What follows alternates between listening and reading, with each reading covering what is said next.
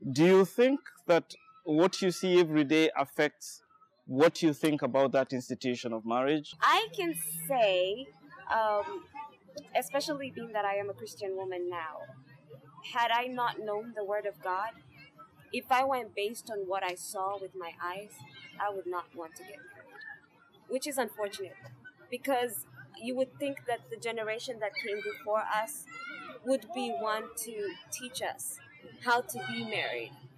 And by how to be married, I'm not talking about how to choose a partner. I mean, that will come. Mm-hmm. But what happens after I have found a partner? What happens after I say I do? And I think that is neglected a lot. And it's almost like I have to rely on getting material from outside, not from what I see, because there is such terrible example, including in the church.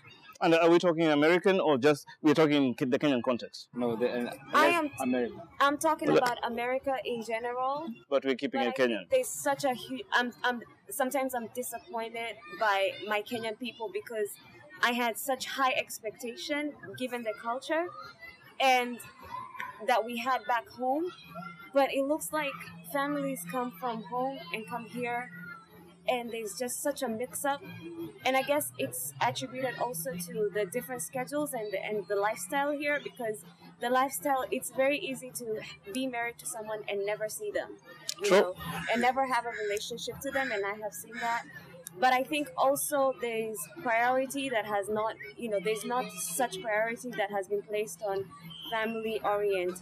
And I think also my opinion is that this also comes from how the marriage was in Kenya. Because if there was not such value to spending time with one another between spouses, then there is absolutely no way that is going to get better here because there's less time. So when I see that, I'm like, I can't use some of these marriages as examples because really, they don't really have marriage. It's not a template you want to go by. It's not a template I want to go by. I would want to have a relationship with my husband where I actually have a relationship. Let's just say it like that. It's like being a Christian, saying that you're a Christian, but you never pray. That's what marriages are like today. Mm-hmm. They're married to each other, but they don't really have a relationship. They don't spend time with each other. You're passing each other the door.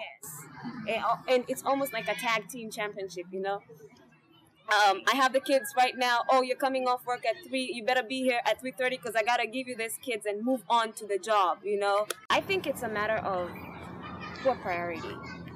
Because I think when I look back at the Kenyan culture when it came to marriages, there was not much value put on relationship.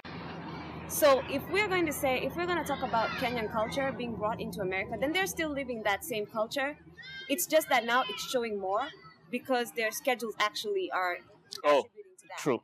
So in Kenya, I can guarantee you that they still didn't have relationships. What probably used to happen is the man would come home and sit down and read the newspaper while the wife cooked. And then after they were done, they would just go to bed and wake up the next morning. And the wife was married to the community. Exactly. But now we're coming to a place where both spouses are working and they don't have a house help. So they all have to contribute to working in the house, which sometimes is also a problem. Because there's such a switch of roles. And so they're still living the same culture. There's no relationship. Just the same way that there wasn't relationship back in Kenya. So Kenya is still being brought here. And I think whether or not a marriage is successful, whether or not you spend time with your spouse, is really determinant on what decisions a couple makes. Because we don't have to have conflicting schedules.